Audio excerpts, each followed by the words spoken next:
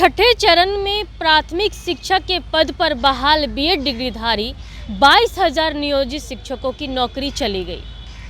अब ऐसे में सरकार क्या करे, क्या स्टैंड होना चाहिए सरकार का? अब ये लोग क्या करेंगे? जिन शिक्षकों की नौकरी चली गई, जिनके पास अब उम्र भी नहीं बचे हैं, इन सारे शिक्षकों का क्या होगा? हम बात कर लेते हैं। शिक्षक नेता शैलेंद्र कुमार हमारे साथ मौजूद है। सर, अब इतने सारे शिक्षक करेंगे क्या? बेरोजगारी के उसमें दौर में गुजरेंगे।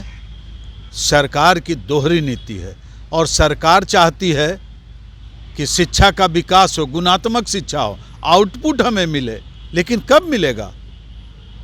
ये शिक्षकों को बेरोजगार कर देने से आखिर इसमें दोषी कौन है? सरकार दोषी है, बीपीएससी दोषी है जो इस परीक्षा का संचालन करवाए थे। अभी 1 to 5 वाला में जो हुआ, ये क्यों अप्लाई करवाए बीएड वालों को? उनका पैसा कौन देगा?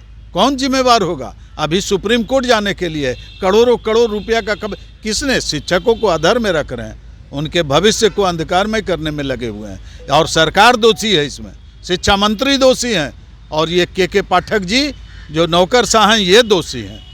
आप अपॉइंटमेंट 2 वर्ष पूर्व क्यों किए? जब सारी नियमावली थी तो बच्चों के साथ, भविष्य के साथ खिलवाड़ क्यों किए आप उन शिक्षकों के साथ, नौनिहालों के साथ, जिनका अधर में अब भविष्य हो गया, बहुतों का उम्र सीमा पार कर गया और उसके योग्य अब नहीं रह गए। तो अब कह रहे हैं मैं सुप्रीम कोर्ट जाऊंगा और सुप्रीम कोर्ट में अपील करूंगा।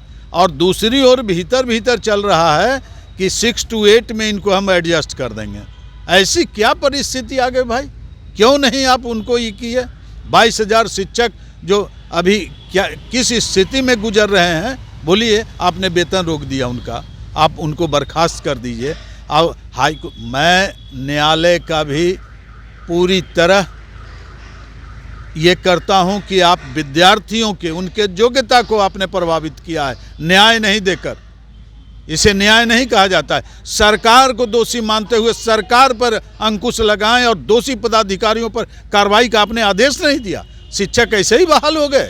यही न्यायविदों का काम है क्या? न्याय पर से भी विश्वास उठ जाएगा और न्याय के लिए शिक्षक आजीवन संघर्ष करेंगे और न्यायालय भी ऐसे आदेशों का ये करने में कोताही बरते। एक तरफ सरकार कह रही है कि हम लाखों लाख नौकरी दे रहे हैं, दूसरी ओर नौकरी जा भी रही है। सर, ये किस तरह की नौकरी है? नौकरी तो जाएगी ऐसी कि कभी सरकार सोची नहीं है। ये तो 24 और 25 का चुनाव का ये दिए हैं लॉलीपॉप और सबको अधर में रखे हुए हैं। 6 महीना से अभी शिक्षकों का वेतन भुगतान नहीं हुआ है। कौन दोषी है उसके लिए? जो नियमित हैं। अभी बहाली हो गई, बिहार लोक सेवा आयोग से ज्वाइन कर लिए और उनके बारे में वहाँ बुला के अब उनका वेरिफिकेशन होगा। बोलिए, 3 बार वेरिफिकेशन, 4 बार परीक्षा। इनके मेधा के साथ खिलवाड़ है, इनके भविष्य के साथ खिलवाड़ है और कब तक सरकार ऐसी धोखा देती रहेगी? सर, दूसरा एक और भी सवाल है कि 9 से 5 जो इन शिक्षकों की ड्यूटी लगा दी गई है। कई महिला शिक्षिकाएं हैं, ठंड के समय में अंधेरा बहुत जल्द हो जाता है, सुदूर क्षेत्र से वो बाहर निकलती हैं, सड़कों तक आते आते देर रात हो जाता है। इसके जिम्मेदार कौन है? इसके जिम्मेवार तो बिहार सरकार है।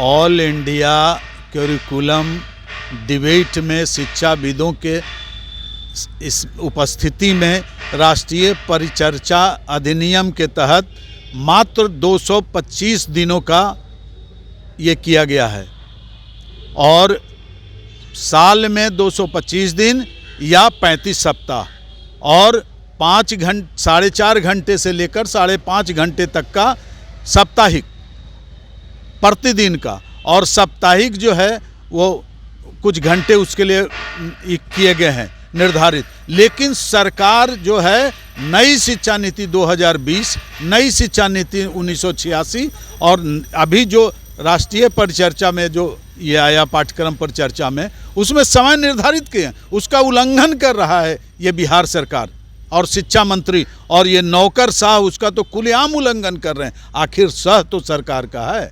माननीय मुख्यमंत्री जी ध्यान दीजिए आप, जब वो उल्लंघन कर रहे हैं तो जिस रोज शिक्षक उल्लंघन शुरू करेंगे तो तो आपसे यह आंदोलन रुकेगा तो नहीं। यानी कि ये जितने सारे ये सब शिक्षकों के साथ हो रहा है, जिनकी नौकरी जा रही है, समय में बदलाव किया जा रहा है, सबके दोषी के पाठक हैं?